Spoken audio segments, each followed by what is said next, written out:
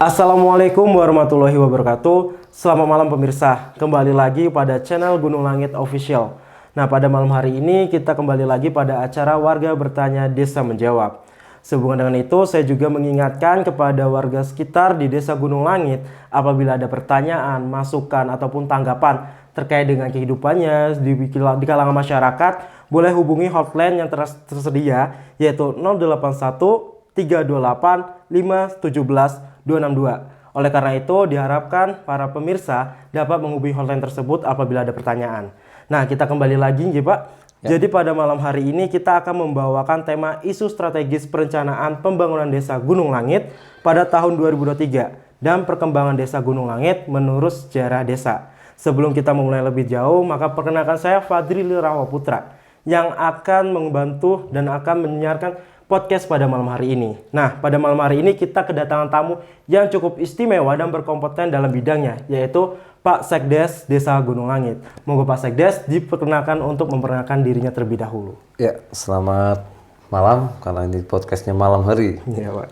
Saya perkenalkan, nama saya Muhammad Hussein, saya Sekretaris Desa Gunung Langit, dan saya menjabat pada tahun 2017 sebagai Sekretaris Desa. Seperti itu. Mungkin seperti itu, Mas. Wah, berarti cukup ini Pak ya, cukup ada usia juga ya kalau jadi pejabat ya. Oke, mungkin kita langsung lanjut aja nih Pak untuk terkait dengan pembahasan yang ada di sejarah desa. Sebelum kita mulai lebih jauh terkait dengan perkembangan desa itu sendiri. Nah, untuk sejarah desa nih Pak ya. Bagaimana sih Pak gambaran sejarah di Desa Gunung Langit gitu? Apalagi juga kan kita tahu nih, atau mungkin pemirsa tahu bahwa Gunung Langit ini ada 4 dusun gitu. Nah, mungkin bagaimana sih Pak sejarah ataupun gambaran sejarahnya? Ya, jadi pada tahun 1830 itu pada perang atau di Pangeran Panogoro itu memberi tugas mempertahankan dan mengamankan wilayah di Jawa Tengah. Dan salah satunya di perbatasan atau penjajahan Belanda yang di Jawa Tengah. Dan di situ kita bisa dilihat sejarah pada Desa Gunung Langit sendiri. Itu di perbatasan antara Banjarnegara dan Pekalongan itu ada Tugu Renville. Nah, di Tugu Renville itu kalau di sebelah, kalau sekarang ini kalau di Pekalongan itu masuknya di Belanda. Kalau di Banjarnegara itu masuknya di Indonesia. Ini letak yang strategis antara Belanda dan Indonesia itu ada di Gunung Langit sesuai dengan Tugu Renville pada tahun 1830. Di situ udah ada tuh Renville-nya, bisa dilihat. Nah, ini insya Allah pada ke depan kita akan kembangkan nilai-nilai sejarah yang ada di Desa Gunung Langit dengan memupuk rasa hormat kepada pendahulu-pendahulu kita. Kita akan kembangkan nilai sejarah ini dengan baik. Nah, dan mungkin karena memang kita ada punya mimpi yang sebenarnya memang belum terwujud pada kesempatan pada tahun ini. Dan insya Allah di tahun 2023 juga kita akan mencari ke bagian hukum di Sekda atau Sekretaris Daerah. Ini terkait dengan pendirian Desa Gunung Langit. Karena memang beberapa daerah atau beberapa desa kan sudah mengetahui bahwa sejarah desa seperti apa dan kapan desa itu didirikan, itu kan mungkin ada hari jadi. Nah, ini menjadi bahan pemikiran kita di dalam pemerintahan Desa Gunung Langit untuk kapan sih Desa Gunung Langit itu didirikan menurut sejarah. Karena dokumentasi itu yang ada di kabupaten, yaitu yang menangani di bagian hukum Sekda, Sekretaris Daerah. Nah, ini nanti kita insya Allah di kemudian hari kita akan mencari di bagian hukum arsipnya seperti itu. Wah, pemirsa berarti cukup unik ya terkait dengan sejarah yang ada di Desa Gunung Langit itu sendiri. Tapi mungkin kita juga bertanya-tanya nih ya, apakah mungkin nih bagi semua masyarakat sudah mengetahui gitu Pak terkait dengan sejarah yang ada di DesaGunung Langit? Karena takutnya juga para pemirsa yang pada menonton ini belum mengetahui secara sepenuhnya sejarah ini. Nah, mungkin bagaimana Pak untuk tanggapannya? Apakah memang ibarat semua masyarakat udah tahu atau mungkin hanya sebagian kecil yang tahu dengan sejarah tersebut Pak? Ya. Untuk masalah sejarah terkait dengan itu memang sudah banyak masyarakat yang mengetahui terkait dengan Tugu Renville karena memang itu masih nyata pada tahun 1830 sampai sekarang pun masih ada tugunya. Nah ini makanya desa menjadi bahan pemikiran kita bersama di pemerintahan desa di tahun kemudian, apalagi di tahun 2023 dengan adanya pengembangan wisata di rest area perbatasan itu menjadi meningkatkan nilai-nilai sejarah karena di perbatasan itu juga di rest area itu adalah peninggalan. Itu adalah tanah ya yang sekarang kita lagi menggebu-gebu untuk membuat rest area dan desa wisata. Itu salah satunya tanah tersebut adalah peninggalan dari Bupati kedua Banjarnegara yaitu Raden Agung Sumitro Kolopaking. Kemarin alhamdulillah kita juga sudah bertolak ke Jakarta dan ke Kementerian Desa. Itu panggil aja tuh mbak-mbaknya tuh. Mbak-mbaknya panggil aja. Itu belum?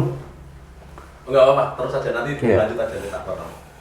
Ya, jadi apa namanya? Kita bertolak ke Jakarta untuk memberi masukan kepada yang mempunyai tanah tersebut karena memang kita bisa ketahui sendiri bahwa Raden Agung Sumitro Kolopaking itu Bupati nomor kedua itu ada beberapa untuk saat ini ada anak-anaknya, cucu ya itu ada di Jakarta, ada yang di Bogor. Nah, akhirnya kita komunikasi by WA, akhirnya kita sepakat untuk bertemu di Jakarta untuk menandatangani surat hibah terkait dengan tanah yang ada di rest area Kolopaking yang nantinya kita akan buat rest area Kolopaking seperti itu. Wah, cukup menarik berarti Pak. Ya. Terkait dengan prosesnya pun cukup panjang ya, terkait dengan apapun yang ada di sejarah ini. Nah, itu berarti tadi tugunya itu masih ada ya Pak? Tugunya masih ada. Kalau kita bisa lihat kemarin saya sudah foto, insya Allah rencana juga di kemudian hari kita juga akan memperbaiki tugu tersebut karena memang udah lama ya karena dari tahun 1830 itu kan udah lama. Itu adalah Tugu Renville yang memang nilai sejarahnya luar biasa antara Belanda dan Indonesia di situ. Makanya nanti kita akan merawat nilai-nilai sejarah yang ada di Desa Gunung Langit. Wah, cukup menarik nih. Berarti Pak, ini kan ada Tugu Renville dengan ada kenyataannya juga gitu terkait dengan sejarah yang ada di Gunung Langit. Nah, mungkin cara untuk melestarikan gimana Pak? Selain dengan yang udah disebutkan tadi, baik itu dengan cara perawatan ataupun memang peletakan batu Kolopaking gitu. Ya. Nah, mungkin ada lagi cara dari pemerintah desa untuk melestarikan tugu tersebut gitu Pak. Jadi tugu tersebut memang kita tidak akan memindahkan karena memang itu yang yang menaruh di situ kan orang-orang terdahulu kita. Jadi kita tetap menghargai apa yang mereka sudah lakukan di tempat itu. Kita akan perbaiki. Ya, nanti kita akan bawa replikanya. Replikanya nanti kita akan bawa di namanya di gazebo yang nanti diletak di tempat wisata desa itu. Nanti akan kita sampaikan di situ, dimuseumkan, namanya museum sejarah desa. Salah satunya adalah Tugu Renville itu, replikanya kita taruh di situ. Terus nanti ada beberapa foto para pendahulu kita yang memang sudah mendirikan di Desa Gunung Langit.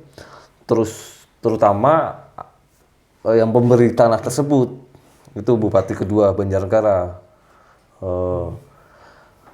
Bapak R.A. Sumitro Kolopaking. Nanti kita akan di situ apa saja yang nilai-nilai sejarah yang yang ada di Gunung Langit. Ini kita akan museumkan di suatu tempat yang ada di desa wisata yang terletak di rest area tersebut. Wah, nih berarti untuk pemirsa juga ya, yang mungkin belum tahu nggak Pak ya terkait dengan tugu tersebut, monggo nanti apabila replikanya udah ada dan sudah diletakkan di museum ini potensi di desa ya, desa wisata gitu. Nah, monggo untuk pemirsa boleh nanti dikunjungi agar mendapatkan wawasan, pengetahuan juga lebih banyak terkait dengan sejarah yang ada di Desa Gunung Langit. Karena cukup disayangkan juga ya Pak, masyarakat Desa Gunung Langit tetapi tidak sepenuhnya ataupun belum sepenuhnya mengetahui sejarah di Desa Gunung Langit itu sendiri. Wah, cukup menarik berarti. Nah, mungkin ini ada beberapa pertanyaan lagi Pak. Jadi kan ini sudah ada beberapa siasat ya Pak ya, sudah ada beberapa cara juga gitu. Nah, apakah mungkin dari pemerintah desa setempat gitu percaya bahwa adanya tugu tersebut dapat mengembangkan potensi-potensi yang ada di desa itu gitu. Mungkin dari potensi kemasyarakatannya ataupun juga potensi dari ini Pak, kekayaan alam harta lah gitu Pak ya. Ya. Nah, mungkin itu bagaimana Pak? Nah, untuk mengembangkan hal itu memang konsep kita terutama ini menyambung terkait dengan program di tahun 2023. Jadi dengan adanya nilai sejarah yang banyak di Gunung Langit, nanti kita akan mengembangkan di situ, terutama di desa wisata atau di rest area Klopaking itu, nanti akan meningkatkan nilai ekonomi, terutama nanti para pengunjung yang ingin melihat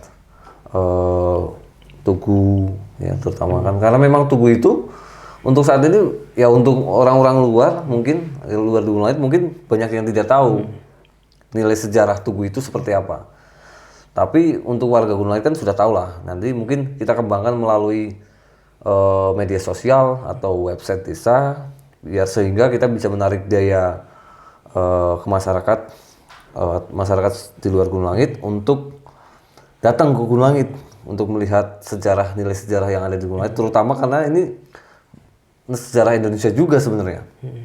Apalagi Pangeran Diponegoro itu memberi tugas mempertahankan wilayah Jawa Tengah itu, terutama di wilayah Jawa Tengah kepada Indonesia dan Belanda.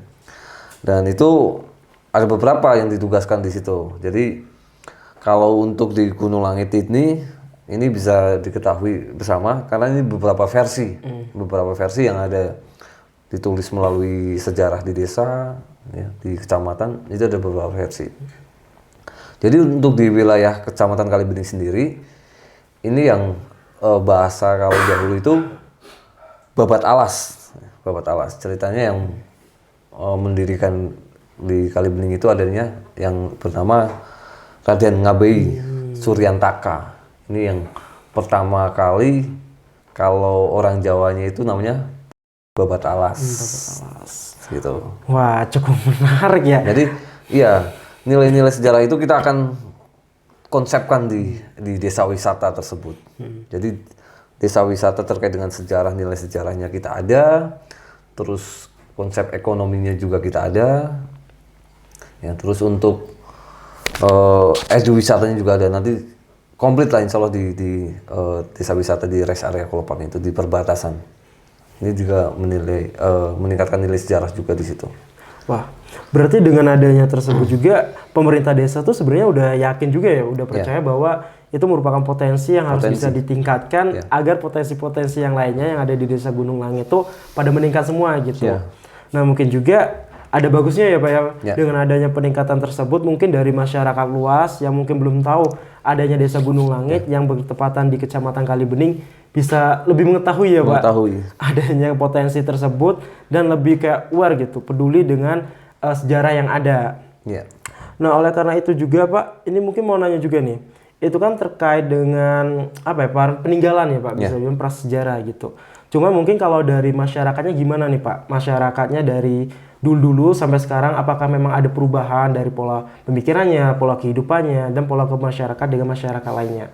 Nah, mungkin kan itu juga udah termasuk sejarah ya. Nah, mungkin bisa disampaikan kepada pemirsa, barangkali dari pemirsa dapat lebih mengetahui gitu perkembangan dari masyarakat itu terkait dengan sejarah yang ada. Ya. Kalau untuk perkembangan memang luar biasa, sangat pesat lah untuk di Gunung Langit sendiri. Tapi kalau memang untuk orang-orang terdahulu kita, ini ada beberapa sepuh kita yang ada di Gunung Langit, memang lebih menekankan untuk lebih memupuk rasa sejarah yang ada di Gunung Langit. Makanya kita di pemerintahan desa, karena ada amanat dari kesepuan, kalau di desa itu namanya kesepuan, untuk memupuk sejarah yang ada di Gunung Langit, apalagi terkait dengan silsilah ini. Memang kita banyak lah, sebenarnya banyak potensi yang ada di Gunung Langit yang bisa kita kembangkan. Seperti itu, terutama kita mempunyai beberapa peninggalan terutama tadi yang sudah saya sampaikan. Terus ada beberapa makam yang memang menjadi banyak apa namanya ziarah. Nah, ini sebenarnya sebagai potensi untuk namanya apa lah ini wisata religi.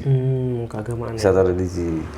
Nah, untuk pengembangan atau untuk perkembangan masyarakat Gunung Langit sendiri, ya namanya perkembangan zaman sekarang sudah luar biasa lah untuk perkembangan. Tapi untuk orang-orang dahulu ya tetap berpesan ya seperti itu, tetap harus memupuk sejarah. Pupus sejarah ya. Ya, Karena yang ada di mau gimana pun, mau kita berkembang sampai kapanpun, sejarah itu penting ya Penting. Pak ya. Karena dengan adanya sejarah, kita juga dapat mengingat bahwa asal-usulnya terbentuknya dari Jelas, suatu desa. seperti Tapi mungkin ini kita membahas asal-usul nggak abdol gitu ya Pak, Ya. kalau kita belum bahas kapan terbentuknya Gunung Langit Pak. Nah. Hari jadi Gunung Langit itu kapan gitu. Barangkali dari pemirsa pengen tahu gitu Ya. secara lebih terkait dengan hari H dari Gunung Langit itu Benar sendiri. sekali. Ini memang menjadi bahan pemikiran bersama, terutama di jajaran pemerintah desa. Ini kita memang sudah komunikasi lewat Dinas Pemberdayaan Masyarakat Desa dan Sekretariat Daerah atau Sekretariat Daerah atau Sekda. Itu ada di bagian hukum Sekda. Itu karena beliau mempunyai beberapa arsip terkait dengan peraturan perundang-undangan yang terkait dengan Perda atau peraturan bupati yang mengatur terkait dengan pendirian desa-desa. Nah, mungkin di wilayah Banjarnegara itu sendiri kan ada 266 desa. Wih, banyak. Kalau di Banjarnegara itu 266 desa. Nah, mungkin ada beberapa desa yang sudah mengetahui nih pendirian kapan nih di desa A, B, C, D. Nah, untuk Gunung Langit ini memang karena memang banyak kegiatan, banyak pekerjaan, akhirnya kita terlupakan. Nah, tapi seiring berjalan waktu, kita lagi memfokuskan untuk di desa wisata terlebih ini letaknya yang terletak di nilai sejarah yang tinggi.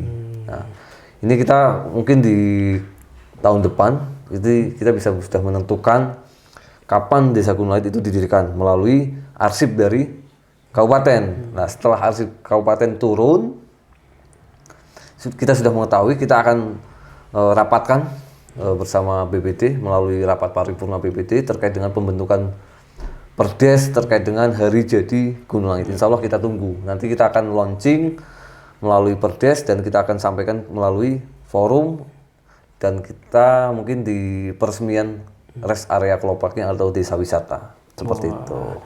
Menarik nih, ini Pak mungkin dari pemirsa pada tunggu-tunggu ya. Terkhususnya mungkin di sini ada yang nonton dari warga Gunung Langit gitu ya.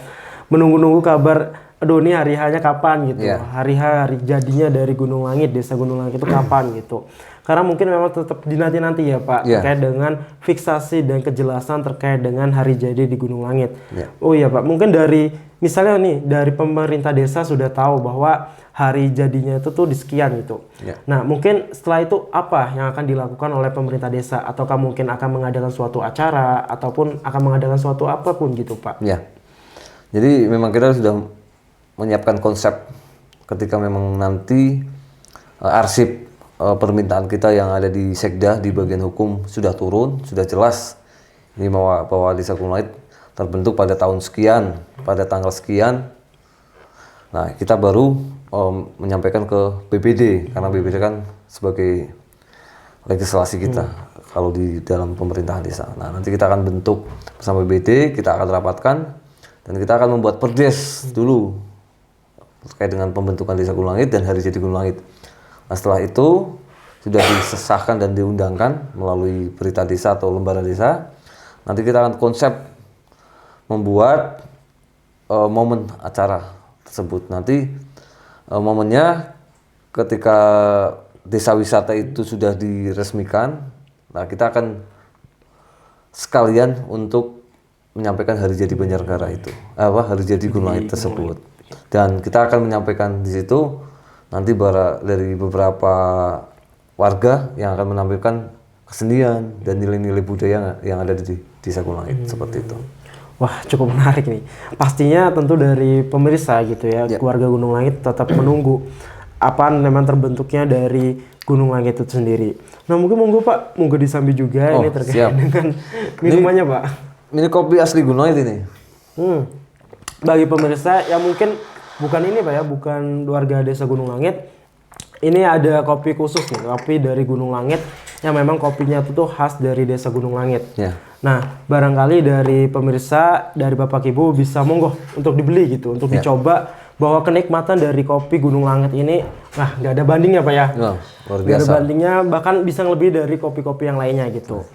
Monggo dicoba dan dinikmatin sendiri, biar kualitas yang menjelaskan gitu. Ya, ini bagian dari produk UMKM kita. Produk Ada di Gunung Langit, terutama di kopi. Kita mempromosikan juga. Intinya apapun kopinya, kopi Gunung Langit jawabannya Pak. Siap.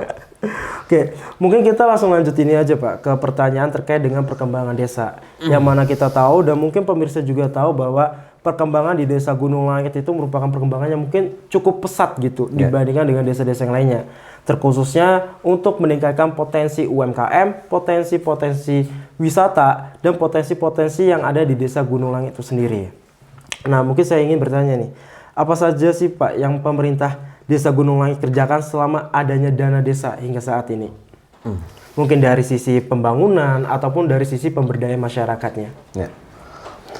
Jadi sejak adanya Undang-Undang 6 tahun 2014, Undang-Undang Desa, ini memang luar biasa sekali terkait dengan perkembangan desa, terutama di bidang infrastruktur.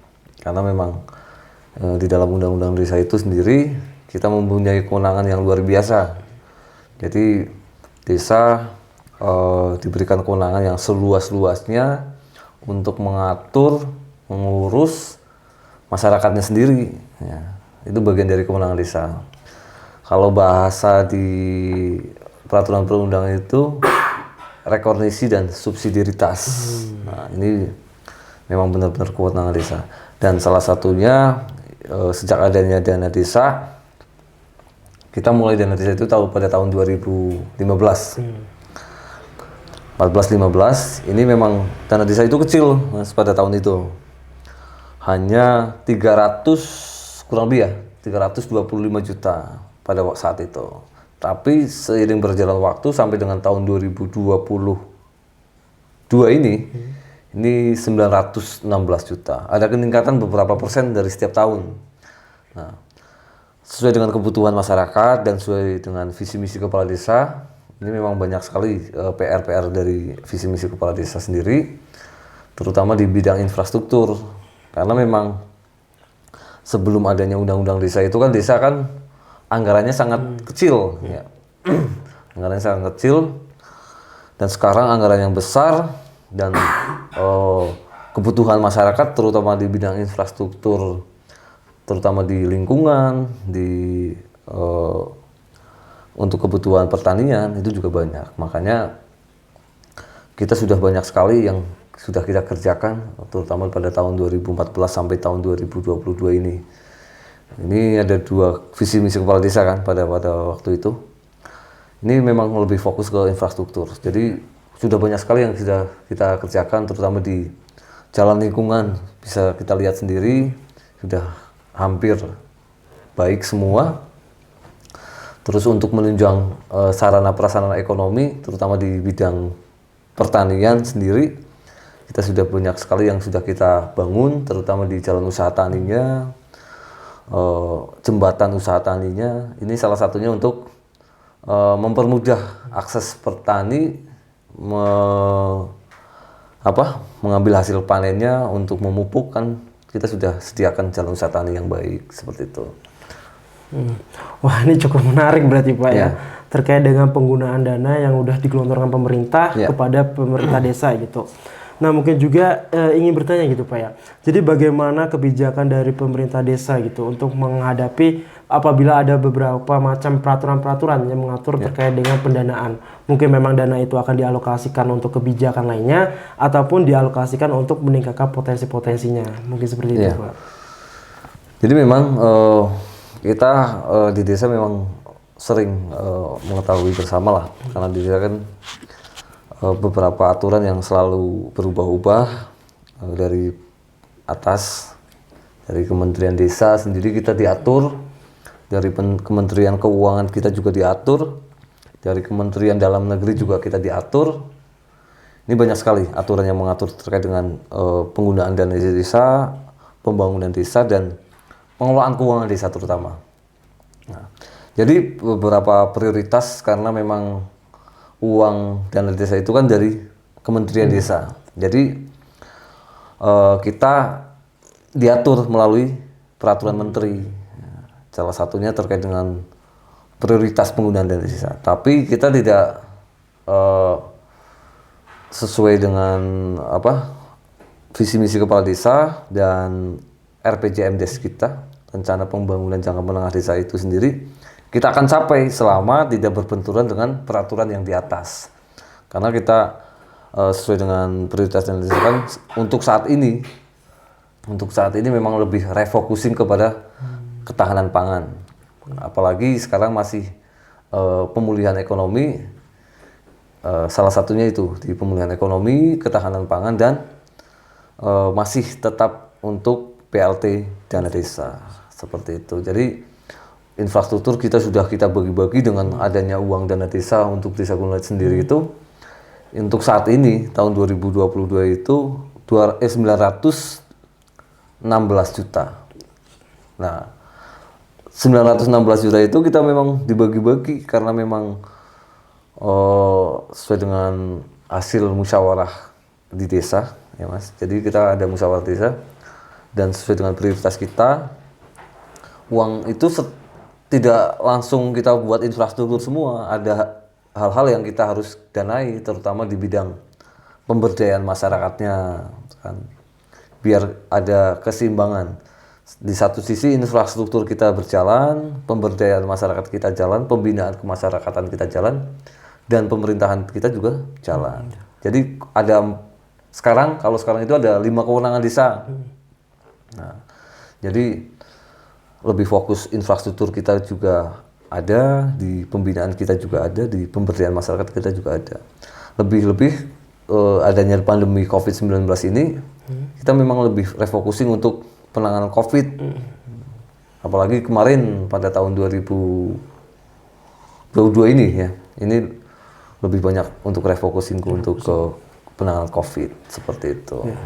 Mungkin juga pemirsa butuh tahu juga ya Pak ya, terkait dengan refocusing kebutuhan di pandemi COVID-19 itu emang cukup banyak gitu Pak, dan cukup penting ya, dimana kita tahu bahwa semua masyarakat pasti butuh dana gitu, butuh pemasukan yang mana kita juga tahu bahwa pada saat itu ekonomi masyarakat belum tentu sepenuhnya pada saat di atas gitu. Bahkan bisa jadi dari ekonomi di atas menjadi ekonomi di bawah, yang dimana masyarakat tentunya membutuh bantuan uluran dari pemerintah desa setempat. Dengan adanya kebijakan tersebut tentunya dari para masyarakat yang ada di Desa Gunung Langit, insya Allah terbantu ya Pak ya, terkait dengan kebijakan tersebut pada saat pandemi COVID-19 itu. Nah mungkin ingin bertanya juga Pak, itu kan terkait dengan masa lalu ya Pak, bisa dibilang untuk pada tahun masa lalu. Kita pengen membahas gimana kita nanti ada di masa depan lah. Lebih tepatnya mungkin di tahun 2023 gitu. Nah, jadi untuk pemerintah desa itu sendiri gimana Pak? Apakah ada strategi pembangunan apa yang memang diprioritaskan gitu pada tahun 2023 gitu? Mungkin itu dari pembangunan infrastruktur ataupun peningkatan dari pertanian itu sendiri Pak. Jadi kita masih lebih fokus kepada peningkatan ekonomi, terutama di bidang BUMDes, terus di desa wisata, karena memang itu menjadi bagian prioritas dana desa juga, Mas. Terutama, terus untuk ketahanan pangan, terus untuk masih tetap untuk penanganan COVID tetap masih ada kita anggaran. Jadi kita dari anggaran dana desa Gunung Langit itu sendiri, kita memang udah ada pos-posnya masing-masing sesuai dengan hasil musyawarah dan sesuai dengan visi misi kepala desa dan kewenangan desa, dan tak terlepas dari SDGs. Apa itu SDGs? Sustainable Development Goals, pembangunan desa yang berkelanjutan. Jadi visi misi itu kita padukan atau kolaborasikan dengan SDGs desa. Jadi kemarin kita sudah beberapa hal yang sudah kita kerjakan terkait dengan ketahanan pangan. Nah, untuk di tahun 2023 ini kita akan tingkatkan kembali, berkelanjutan lagi, karena memang masih PR untuk ketahanan pangan sendiri itu masih banyak untuk itu, karena belum semuanya jalan usaha tani kita sudah terbangun. Nah, salah satu jalan usaha tani itu kan untuk meningkatkan nilai produksi dari petani, untuk meringankan petani, seperti itu. Jadi akses hasil panen petani itu kan kita mudah. Ketika jalannya susah atau jalannya susah, membawa pupuknya ke lokasi lahannya kan butuh waktu, butuh biaya yang banyak untuk membayar orang kerja. Ketika akses jalannya baik, otomatis kan motor bisa masuk dan lebih hemat anggaran, seperti itu. Kayak gitu ya pemirsa. Jadi terkait dengan dana yang apa yang memang itu dimiliki oleh pemerintah desa setempat, maka akan kembali lagi kepada masyarakatnya. Contohnya dengan adanya peningkatan mungkin dari infrastruktur gitu Pak ya, perbaikan jalan. Nah dengan adanya perbaikan jalan ini maka akan memudahkan para petani ataupun para masyarakat lainnya untuk mengembangkan potensi-potensi lainnya, seperti mungkin dari bahan pertanian, baik itu teh, mungkin kopi dan segala macamnya. Dengan adanya kemudahan akses tersebut, maka para petani ataupun masyarakat dapat menikmati kemudahan akses tersebut, sehingga dari adanya ekonomi yang mungkin di bawah ya Pak ya, mungkin bisa langsung meningkat. Walaupun mungkin meningkatnya nggak secara langsung drastis, mungkin bisa langsung bertahap menjadi ekonomi yang menjadi lebih baik laginya, gitu. Tapi Pak, bakalan saya tanyakan juga nih Pak. Kan ini bakalan ada strategi untuk masa depan nanti, yaitu pada tahun 2023. Tetapi pasti ada akan kayak kendala gitu Pak. Nah barangkali dari Bapak bisa menjelaskan apa sih kendala yang akan dihadapi dan mungkin bagaimana cara dari pemerintah desa setempat untuk menghadapi kendala yang akan terjadi tersebut Pak. Untuk kendala, memang kendala kita kan cuma hanya mengikuti regulasi di atas kita. Yaitu karena penggunaan dana desa itu setiap tahun berubah-ubah, Mas. Jadi peraturan menteri desa itu setiap tahun itu berubah terkait dengan penggunaan dan prioritas dana desa. Nah, untuk isu strategis di tahun 2023 ini, kemarin ada informasi dari Kementerian Desa. Ini ada beberapa hal yang memang menjadi prioritas dana desa. Salah satunya untuk pemulihan ekonomi terkait dengan penggunaan dana desa untuk BUMDes, untuk pengembangan BUMDes atau BUMDesma. Terus yang kedua untuk perbaikan data SDGs, Sustainable Development Goal itu. Terus untuk ketahanan pangan, nabati dan hewani. Nah, ketahanan nabati dan hewani itu kita lebih fokus untuk petani. Salah satunya untuk menunjang perekonomian di petani, salah satunya infrastruktur pertanian, jalan usaha taninya atau jembatan. Gitu. Terus yang kedua, kita memang lebih fokus ke desa wisata, karena memang ini kita sudah merintis pada tahun 2022 ini kita sudah merintis. Insya Allah kita akan tindak lanjuti sesuai dengan visi misi kepala desa juga dan sesuai dengan RPJMdes kita. Dan itu kalau untuk masalah kendala itu hanya peraturan yang di atas sebenarnya. Kalau memang peraturan di atasnya tidak boleh untuk menggunakan dana desa itu untuk desa wisata itu, kita tidak akan menerjang karena itu suatu aturan. Kita tidak mungkin menerjang aturan yang memang menjadi payung hukum kita untuk melaksanakan penggunaan dana desa tersebut. Wah, berarti memang cukup banyak nih Pak ya kayak tata aturan terkait dengan penggunaan dana desa tersebut ya Pak. Nah mungkin dengan adanya dana tersebut memang bagusnya juga gitu untuk meningkatkan potensi wisata. Dengan adanya potensi wisata mungkin dari masyarakat setempat terkhususnya di Desa Gunung Langit dapat memasarkan UMKM-nya Pak ya. Mungkin di desa wisata tersebut sehingga nanti perekonomian yang ada di masyarakat dapat meningkat gitu. Nah mungkin juga ingin bertanya Pak, itu kan terkait dengan di bidang ekonomi ya Pak, pemberdayaan di bidang ekonomi. Tetapi apakah ada nih dari pemerintah desa untuk melakukan perkembangan di bidang SDM gitu, lebih tepatnya SDM masyarakat Pak? Gitu. Untuk di bidang SDM kita memang lebih ke pemberdayaan masyarakat. lebih ke pemberdayaan masyarakat, salah satunya untuk peningkatan kapasitas, ya, peningkatan kapasitas para pelaku usaha UMKM.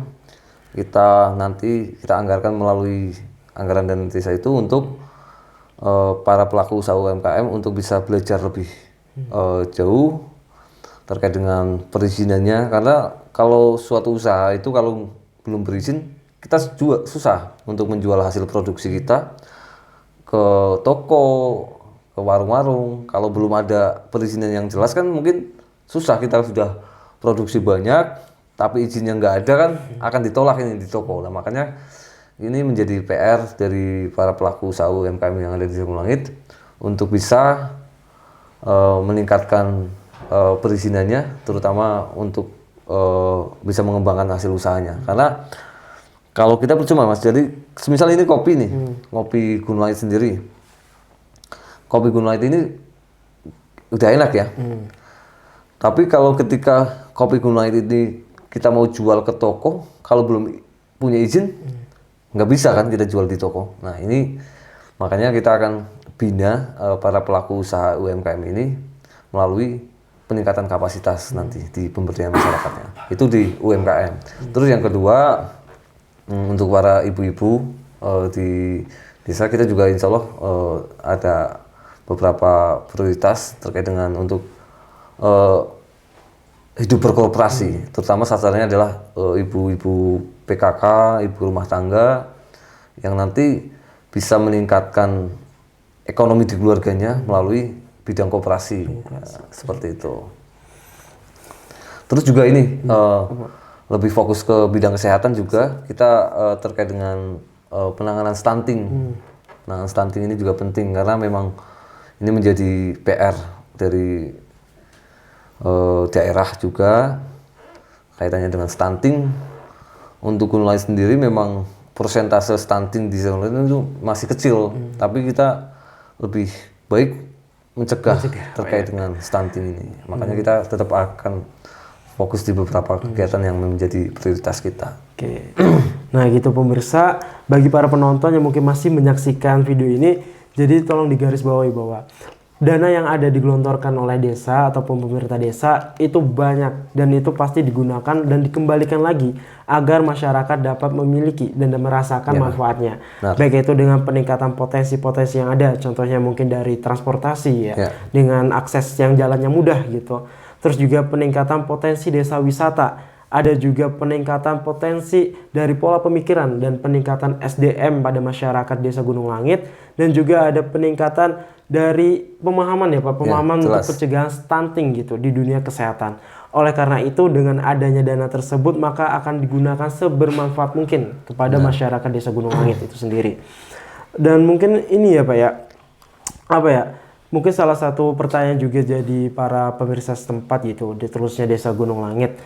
Mungkin seberapa percaya gitu, seberapa optimisnya para pemerintah desa gitu terkait dengan siasat ataupun strategi yang akan dilakukan itu. Apakah memang akan memberikan keberhasilan ataukah mungkin memberikan keberhasilan juga tetapi lebih tertunda gitu Pak. Nah mungkin seberapa yakinnya dan seberapa optimisnya pemerintah desa gitu.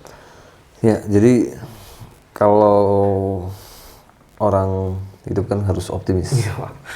Jadi apapun yang akan kita laksanakan di kemudian hari, kita harus optimis terlebih dahulu. Nah, untuk Gunung Langit sendiri, untuk di beberapa kegiatan yang akan kita laksanakan di tahun 2023 ini memang sudah selaras atau sesuai dengan penggunaan dana desa sendiri. Dan kita lebih optimis karena memang ini untuk penanganan stunting kita juga fokus terhadap di bidang kesehatan. Terus untuk di pemulihan ekonomi atau di pengembangan BUMDesnya kita juga akan lebih meningkatkan itu karena nanti dari beberapa petani ya yang bisa menjual hasil petik tehnya ke BUMDes sehingga perputaran uang yang ada di Desa Gunung Langit itu tetap berjalan dengan baik. Terus untuk kaitannya dengan prioritas kita juga di pengembangan desa wisata atau rest area Kolopaking, ini sebagai motivasi kita bersama di jajaran pemerintah desa untuk bisa lebih meningkatkan nilai ekonomi yang ada di masyarakat, karena nanti juga masyarakat ikut serta terlibat di dalam pengurusan di desa wisata atau rest area tersebut. Jadi perputaran uang itu yang diterima tetap lebih banyak seperti itu. Wah, cukup menarik berarti. Iya. Baik pemirsa yang telah menonton video ini, kita sudah sampai sejauh ini terkait dengan pembahasan yang mungkin dari awal kita bahas terkait dengan sejarah terbentuknya Desa Gunung Langit, dan mungkin kita juga tetap menunggu hari jadi ya Pak ya, hari jadi Gunung Langit itu sendiri. Bahkan sampai sekarang kita membahas terkait dengan perkembangan yang akan dilakukan oleh desa ataupun yang setelah dilakukan oleh desa itu sendiri. Nah, ini udah mulai menghujung acara Pak ya.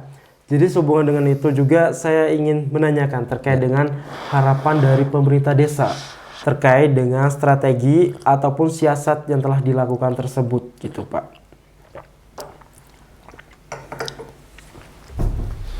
Untuk strategi dan siasat, harapannya gitu. harapannya untuk apa yang menjadi prioritas kita di tahun 2023 agar masyarakat itu bisa dapat mendukung dari sisi gotong royong dan swadayanya, karena memang kita tidak bisa terlepas dari asas dasar Undang-Undang Desa Nomor 6 Tahun 2014, karena di situ disebutkan beberapa hal yang menjadi asas dana desa atau asas Undang-Undang Desa. Itu adalah rekognisi, subsidiaritas, nilai gotong royongnya, nilai kekeluargaannya. Ini memang harus kita pupuk. Itu adalah sebagai amanat. Makanya kita ketika nanti desa wisata ini terbentuk, harapannya masyarakat desa kita sendiri ikut serta, dalam arti bisa menyampaikan, mempromosikan lewat media sosialnya, bisa ikut serta menjual hasil produk atau produksi dari UMKM-nya dan lain sebagainya, seperti itu. Jadi jangan sampai prioritas dari pemerintah desa itu sendiri ya tidak diterima dengan baik di masyarakat.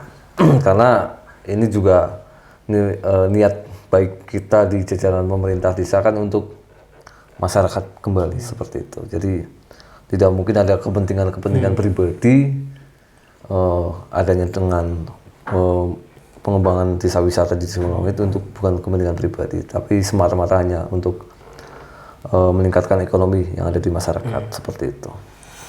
Wah, ini cukup menarik berarti ya pemirsa pembahasannya, mulai dari sejarah, perkembangan, bahkan kita juga bisa tahu harapan dari pemerintah desa terkait dengan potensi-potensi yang ada dan siasat ataupun strategi yang telah dilaksanakan. Oleh karena itu juga, monggo pemirsa yang telah menonton video ini, baik itu bapak ataupun ibu yang merupakan warga Desa Gunung Langit ataupun bukan Desa Gunung Langit, mari kita manfaatkan gitu ya.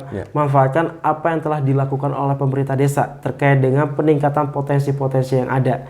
Oleh karena itu juga, monggo nih bagi para UMKM nih ya Pak, para pengusaha UMKM dapat dipasarkan lah nih nanti apabila Kolopaking nih, rest area Kolopaking ataupun desa wisata ini telah diresmikan, monggo dapat dipasarkan. Dengan adanya pemasaran tersebut, dengan adanya target pasaran yang pas, maka kita akan dapat menentukan gimana caranya kita dapat bersaing di dunia penjualan ataupun di dunia pemasaran. Dengan adanya tersebut, maka dapat meningkatkan dana penjualan juga, terus dapat meningkatkan perekonomian, bahkan kita juga dapat menciptakan bagaimana desa ini mampu gitu dan dapat bersaing pada desa-desa yang lainnya, terutama di bidang perekonomian dan pada pemberdayaan masyarakatnya.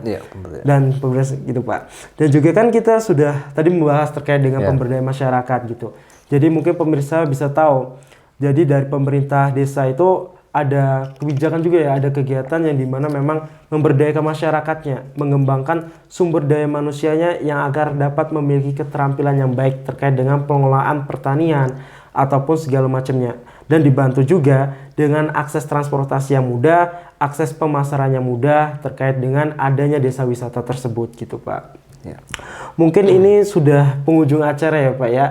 Mungkin saya juga ingin menutup juga. Barangkali dari Bapak ada ini kalimat terakhir gitu ataupun ada yang mau disampaikan oleh pemirsa, monggo bisa disampaikan Pak. Ya, pesannya sih tetap untuk masyarakat Desa Kumait, yang pertama jangan hilangkan nilai gotong royong yang ada di masyarakat, karena itu menjadi asas dari desa sendiri. Karena jangan sampai nilai gotong royong itu hilang, itu jangan sampai, karena sekarang udah perkembangannya zaman, nilai gotong royong itu sangat-sangat sudah rendah. Nah ini menjadi PR bersama di masyarakat, terutama di pemerintahan desa, memupuk rasa gotong royong yang ada di masyarakat, sehingga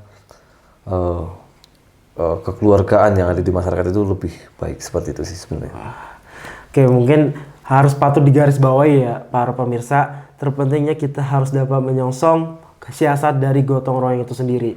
Yang dimana tadi Pak Sekdes gitu, Pak Usen telah menyampaikan bahwa gotong royong merupakan sifat yang wajib gitu ya, untuk dimiliki oleh masyarakat di Desa Gunung Langit sendiri apabila kita ingin sama-sama berkembang, ingin sama-sama ngebentuk bahwa ini loh Desa Gunung Langit itu dapat memiliki potensi yang lebih luas, potensi yang lebih tinggi dibandingkan desa-desa yang lainnya. Maka dari itu dengan adanya hal ini kita dapat bersemangat juga gitu. Para pemirsa yang telah menonton video ini dapat bersemangat untuk dapat meningkatkan potensi-potensi yang dimiliki berupa dari UMKM ataupun segala macamnya. Mungkin untuk podcast pada malam hari ini cukup sekian yang dapat saya sampaikan juga dan dapat ini Pak Usen sampaikan. Mungkin akhirul kalam, jangan lupa nih sebelum saya tutup nih ya Pak ya. Yang paling terpenting jangan lupa like, comment, dan share channel YouTube Gunung Langit Official. Dengan teman-teman ataupun pemirsa membantu tersebut tentunya dapat mengembangkan potensi rumah digital ya Pak. Rumah digital dan adanya podcast di Desa Gunung Langit itu sendiri. Akhirul kalam, saya ucapkan terima kasih kepada pemirsa yang telah menonton. Wassalamualaikum warahmatullahi wabarakatuh. Waalaikumsalam warahmatullahi wabarakatuh.